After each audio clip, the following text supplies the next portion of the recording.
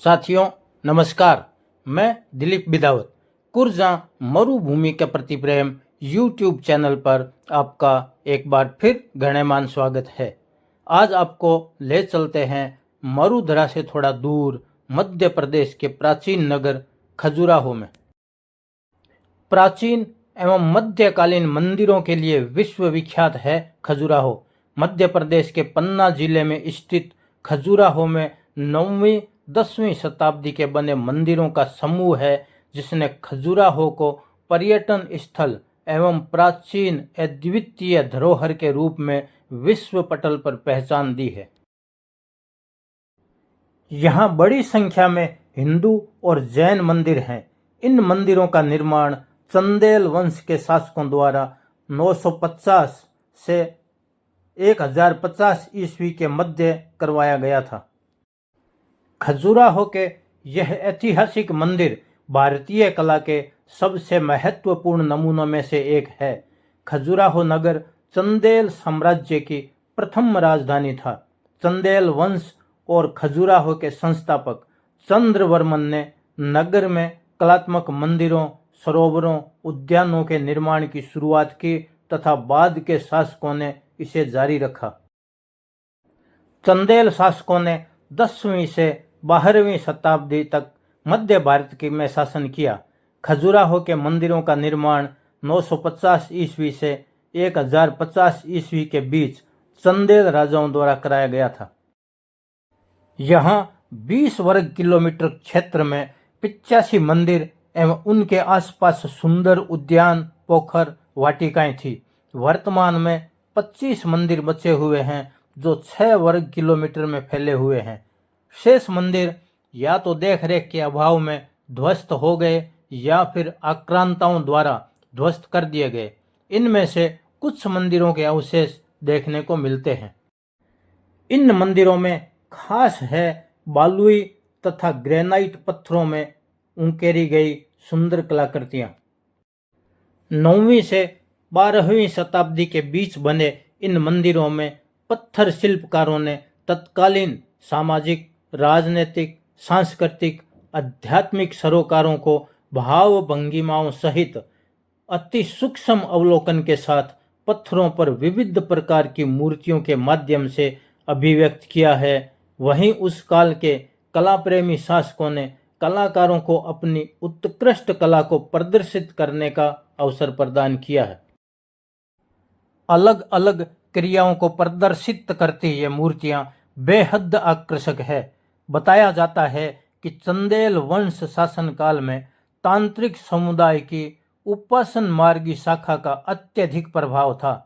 इस समुदाय के लोग योग और भोग दोनों को ही मोक्ष का साधन मानते थे। यही कारण है कि खजुराहो की अधिकांश मूर्तियों में जीवन के सभी पहलुओं, विशेषतः योग, भोग और काम वासना को प्रदर्शित करती है। उपासन मार्गियों के जीवन दर्शन की छाप इन कलाकृतियों में झलकती है। भारतीय पुरातत्व सर्वेक्षण जबलपुर मंडल के अनुसार बाहरी दीवारों पर जड़ित मूर्तियों को 5 श्रेणियों में विभाजित किया गया है।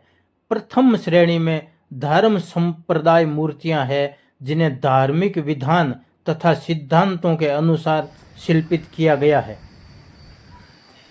दूसरी श्रेणी में देवी देवताओं की मूर्तियां आती है, जिन्हें दीवार या आलों में स्थापित किया गया है। तीसरी श्रेणी में सम्मोहक रूप के लिए प्रसिद्ध अप्सराओं, सुर सुंदरियों की मूर्तियां हैं, जिन्हें या तो स्थूलाकार या उत्थित या मध्य उभार के साथ बाहरी दीवारों, अंदर की दीवारों, स्तंभों तथा छतों पर लगाया गया है। ऐतिहासिक तथ्य के अनुसार 1029 में विद्याधर की मृत्यु के बाद चंदेल वंश का वैभव धीरे धीरे समाप्त हो गया तथा साथ ही खजुराहो का महत्व भी मंद पड़ गया।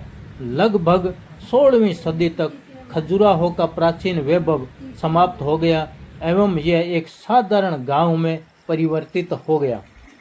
सन 1818 में इस प्रांत के सर्वेक्षण के दौरान अंग्रेज सर्वेक्षक फ्रैंकलिन की निगाहें इन स्मारकों पर पड़ी। 1838 में टी.एस. बर्ट द्वारा खजुराहो तथा यहाँ के प्राचीन मंदिरों को पुनः लोगों के सामने लाने का प्रयास किया, जिसके कारण ये प्रमुख पर्यटन के रूप में विकसित एवं विख्यात हुआ। तत्पश्चात खजुराहो की इस अमूल्य धरोहर को यूनेस्को ने 1986 में विश्व विरासत की सूची में शामिल कर लिया।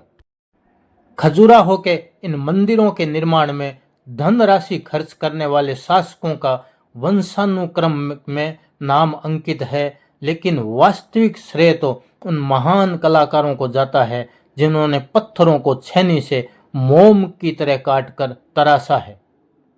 खजुराहो के इन मंदिर समूहों में प्रसिद्ध प्रमुख मंदिरों में 64 योगिनी, कंदरिया महादेव, देवी जगदम्बा, चित्रगुप्त, विश्वनाथ व लक्ष्मण मंदिर हैं, जबकि जैन मंदिरों में घंटाई मंदिर, आदिनाथ मंदिर और पार्श्वनाथ मंदिर प्रमुख हैं।